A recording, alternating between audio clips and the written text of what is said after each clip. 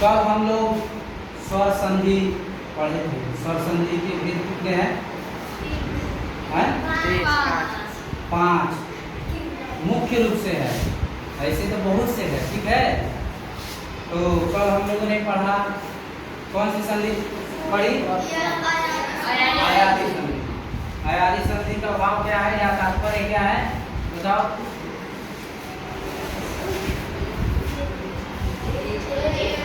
Echo अया याव अर्थात ए का अय, ओ का औ, ऐ का आय, औ का आ होता है, उसे ही क्या कहते हैं? आयादी संधि। तो आज हम पढ़ेंगे ऋण संधि। ऋण संधि में हम उदाहरण के द्वारा जानेंगे कि ऋण संधि किसे कहते हैं या ऋण संधि का सूत्र क्या है।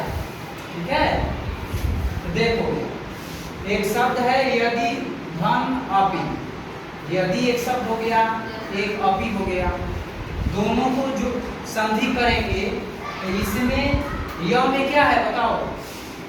य शब्द में क्या है? कौन सा स्वर जुड़ा हुआ है? और द में क्या है? ई। क्या है? ई।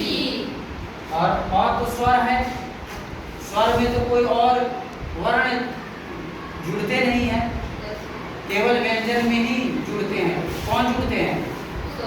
स्वर। स्वर जब तक व्यंजन में जुड़ेंगे नहीं तब तक व्यंजन का उच्चारण स्पष्ट नहीं हो पाएगा। समझ में बात? तो यदि धन अपि है तो य द अलग हो जाएगा ना, द में ई स्वर जुड़ा हुआ था, ई हो गया, ह्रस्व ई है। आगे हम धन का चिन्ह देंगे, उसके बाद अपि लिखेंगे तो ई, उसके बाद ई का क्या बन गया यहाँ पर? य। परिवर्तन क्या हुआ? या विकृति क्या है? य। अब इसको मिलाएंगे, य द में य मिला देंगे, क्या बन जाएगा? यद्य। यद्य यहाँ पर भी हम हलंत है और जुड़ेगा तब जाकर बनेगा क्या? यद्यपि। पूछेंगे यद्यपि का संधि विच्छेद क्या होगा? क्या बताओगे? बताओ। यदि धन अपि। यद्यपि कैसे हुआ है? ई का य हो गया, ई का क्या हुआ है? य हुआ। उसी तरह सुधन आगतम है तो स में क्या है? कौन सा स्वर जुड़ा है? उ। तो उ का क्या हो जाएगा? व। तो स हलंत, फिर व हलंत, धन आगतम, इसको भी मिला देंगे, क्या बन जाएगा? स्वागतम। पुनः पितृ धन आदेश। पितृ में अंतिम स्वर क्या जुड़ा हुआ है? रि। उसके बाद प्लस आदेश पी, रि का क्या बना है? र। टी तो हलंत, तो में हलंत, र हलंत प्लस आदेश, इसको भी मिला देंगे तो क्या बन जाएगा? पित्र होगा, र में आ मिलेगा क्या बन जाएगा? त्रा। पित्रादेश, पितु का आदेश, पिता का जो आदेश होता है उसको बोलते हैं पित्रादेश। अब आगे देखते हैं द्रि धन आकृति। अच्छा ये बताओ द्रि स्वर है कि व्यंजन है? बताओ। द्रि स्वर है कि व्यंजन है? स्वर है। तो लृ का क्या बन गया? यहाँ पर लृ का क्या हुआ? ल हो गया, ल में आ जुड़ गया, क्या बन गया? ला। परिवर्तन किनका किनका हुआ? ई का य हुआ, उ का व हुआ, रि का र हुआ, लृ का ल हुआ। अब देखो ई उ रि लृ को ही क्या बोलते हैं? इक बोलते हैं। क्या बोलते हैं? इक। पूछा जाए इक का अर्थ क्या है या इक प्रत्याहार में कौन कौन से वर्ण आते हैं? वर्ण या वर्ण का अर्थ क्या हुआ? अक्षर। पूछा जाए इक प्रत्याहार में कौन कौन से अक्षर आते हैं तो ई उ रि दृ। यहाँ संधि हुई है तो ई उ रि दृ तीन हुई है।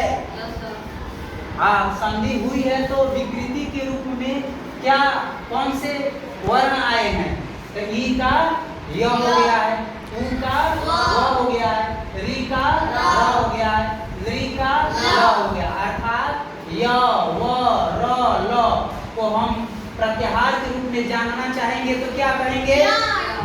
यण कहेंगे। क्या कहेंगे? यण कहेंगे। अब एक और प्रत्याहार आता है जिसको कहते हैं अच। क्या कहते हैं? अच। तो अच का तात्पर्य क्या होता है? संपूर्ण। अच का तात्पर्य क्या है? स्वर कितने हैं बताओ? कितने हैं? 13 ना। अ ई उ री री।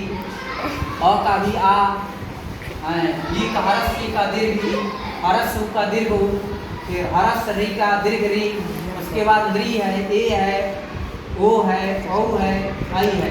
ये सब मिलकर के कितने हुए? 13। तो 13 स्वर है। स्वर का एक नाम है प्रत्याहार की भाषा में या सूत्र की भाषा में क्या? अच। तो इसमें प्रत्याहार कितने आए? 3। एक ईक आया, एक यण आया, एक अच आया। इन सभी को मिला देंगे तो क्या बन जाएगा? इको यणची। क्या बनेगा? इको यणची। इको यणची में कौन कौन से प्रत्याहार है? एक ईक है, एक यण है, एक अच है। इन तीनों को मिला देंगे तो बन जाएगा क्या? इको यणची। इसी को कहते हैं यण संधि का विधायक सूत्र। क्या बोलेंगे? यण संधि का विधायक सूत्र। या पूछ सकते हैं यण संधि किसे कहते हैं सूत्र की भाषा में? तो कहेंगे इको यणची। ठीक है। अब इको यणची का संधि विच्छेद करेंगे तो इका बन जाएगा, यण बन जाएगा। उसी में क्या हुआ? यण में ही अ है, इधर चला जाएगा तो अची बन जाएगा। ठीक है। इसको हिंदी में कह सकते हैं कि इक का यण होता है, बाद में अच स्वर होतु। ठीक है। क्या समझे? इसका तात्पर्य ये है ईक का यण होगा। यण संधि उसे कहते हैं ईक का यण हो। फिर पूछा जाए ईक है क्या? तो ई उ री री। यण क्या है? य व र ल। तो इस सूत्र का अर्थ हम समझे हैं ई का य, उ का व, री का र, ली का ल होता है जिस संधि में, उसी को यण संधि कहते हैं। समझ में आई बात? और उसी को यण संधि को ही सूत्र की भाषा में कहेंगे इको यणची। ठीक है।